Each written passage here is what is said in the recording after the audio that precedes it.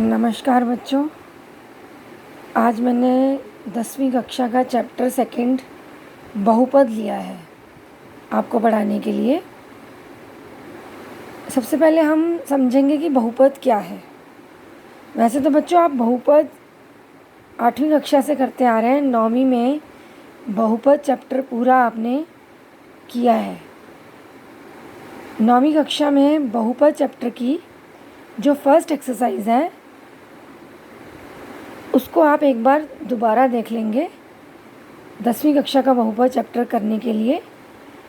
उसके बाद आप 10वीं कक्षा का बहुपद चैप्टर स्टार्ट करेंगे। मैं आपको बहुपद और बहुपद की घात की भूमिका के बारे में बता रही हूँ। इसकी कुछ थोड़ा बहुत इंट्रोडक्शन दे रही हूँ जो आप लोगों ने 9वीं कक्षा में पढ़ा था। एक बार आप लोग भी 9वीं कक्षा का बहुपद चैप्टर का फर्स्ट एक्सरसाइज कर लेंगे, ठीक है। हाँ जी, सबसे पहले हमारा प्रश्न है कि बहुपद क्या है। बहुपद ऐसे बीजीय व्यंजक को कहते हैं जिसमें चर की घात एक पूर्ण संख्या होती है। पूर्ण संख्या मतलब या तो चर की घात 0 हो या 1 हो या 2 हो या 3 हो। जैसे देखिए मैं आपको ये एग्ज़ाम्पल दे रही हूँ। यहाँ पर ये रहा एग्ज़ाम्पल। ये x की घात 2 माइनस एक्स प्लस 1। ये पहला एग्ज़ाम्पल देखिए। इसमें चर जो x है, x की घात क्या है 2। 2 क्या है पूर्ण संख्या। यहाँ पर दूसरा चर ये वाला x, इसकी घात भी 1 है तो ये भी पूर्ण संख्या है। जैसे ये दूसरा एग्ज़ाम्पल देखिए। इसमें पहले पद की घात 3 है, दूसरे पद की घात 2 है और तीसरे पद की घात 1 है। 1 को हम शो नहीं करते हैं, आप सबको पता है ये बात। तो सभी पदों की चरों की घात पूर्ण संख्या में है। यहाँ 3, यहाँ 2, यहाँ 1। तो ये बीजीय व्यंजक क्या हो गया? ये बीजीय व्यंजक हो गया बहुपद।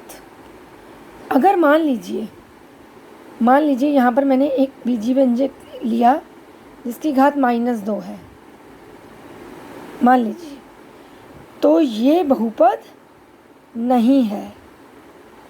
ये क्या है? बहुपद नहीं है। अगर किसी भी चर की घात पूर्ण संख्या ना हो के कोई और संख्या हो, यानी कि या तो ऋणात्मक संख्या हो या परिमेय संख्या हो, तो वो बहुपद नहीं होता। अब बहुपद की घात क्या है? दूसरा पॉइंट हमारा आता है। बहुपद में सबसे बड़ी घात बहुपद की घात होती है।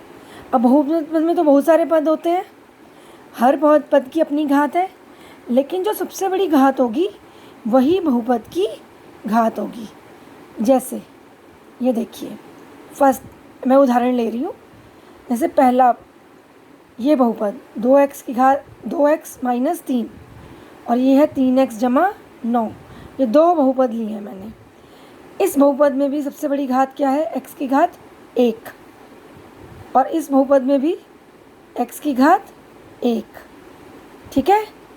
अब नेक्स्ट उदाहरण देखिए। y की घात 2 प्लस 9। सबसे बड़ी घात कौन सी है? 2 है ना। और इस बहुपद में सबसे बड़ी घात 2 है, ठीक है। तो इस बहुपद की घात क्या हो गई? 2। लेकिन इस बहुपद में सबसे बड़ी घात कौन सी दिख रही है आपको? यहाँ x की घात 3 सबसे बड़ी घात दिख रही है। और यहाँ भी सबसे बड़ी घात 3 है। तो इस बहुपद की घात हो गई 3। और इसी प्रकार हम बहुपदों का नाम लेते हैं। अगर घात सबसे बड़ी घात 1 हो तो हम उसको बोलते हैं रैखिक बहुपद। क्या बोलेंगे इन दोनों बहुपदों को? रैखिक बहुपद। और अगर घात 2 है, मान लीजिए घात 2 है, सबसे बड़ी घात 2 है, तो उस बहुपद को क्या बोलेंगे? द्विघाती बहुपद। और अगर सबसे बड़ी घात 3 है, ये देखिए 3 घात के बहुपद, तो इस बहुपद को क्या बोलेंगे? त्रिघाती बहुपद। बच्चों ये आप 9वीं क्लास में करके आ चुके हो। ये मैं यहाँ पर दोबारा रिपीट कर रही हूँ, ठीक है। अब हम निकालना सीखेंगे बहुपद का शून्यक। ये भी आपने 9वीं कक्षा में करा था और हम इसको रिपीट कर रहे हैं क्योंकि इस चैप्टर में हमारे ये काम आने वाला है, ठीक है।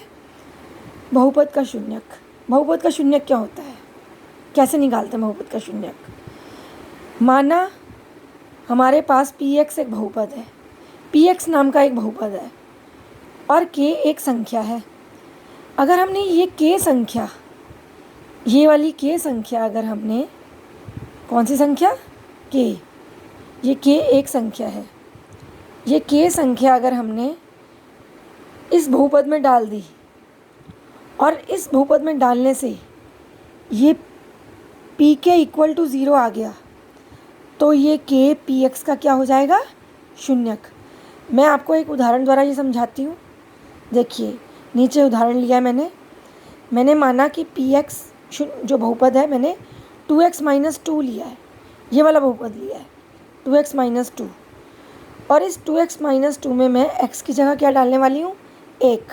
ये देखिए put x equal to 1, put x equal to 1 किस में डाला मैंने, इस 2x माइनस 2 में, इसमें डाला, इसमें डाला, x की जगह 1 लगा दिया, x की जगह 1 आ गया, 2 इंटू 1 2 माइनस 2, 2 माइनस 2 कितना आ गया, 0। तो ये 1 ने इसके अंदर जाकर इस बहुपद को क्या बना दिया, शून्य, शून्य बना दिया। तो ये 1 इस बहुपद का क्या हो गया, शून्यक। तो जो भी संख्या किसी बहुपद को शून्य बना दे वो इस बहुपद का शून्यक होती है। यानी कि शून्यक वो संख्या है जो किसी बहुपद को शून्य बना दे। समझ आई बात?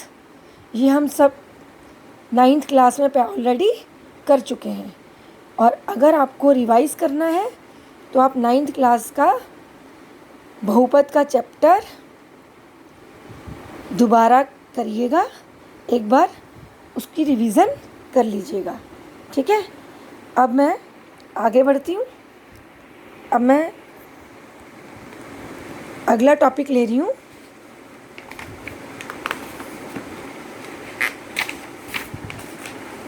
रैखिक बहुपद के शून्यक। रैखिक बहुपद के शून्यक। रैखिक बहुपद क्या होता है, जिसकी घात 1 होती है। मैंने यहाँ पर रैखिक बहुपद लिया है ये px equal to ax plus b। ये जनरल फॉर्म है रैखिक बहुपद की, जनरल ले लिया, जनरल फॉर्म ले ली, px equal to ax plus b, ये मेरा रैखिक बहुपद है। अब अगर मुझे इसका शून्यक निकालना है तो मैं क्या करूँगी, इस बहुपद को शून्य के बराबर पुट कर दूँगी। तो ये एक आपके पास एक समीकरण आ गया।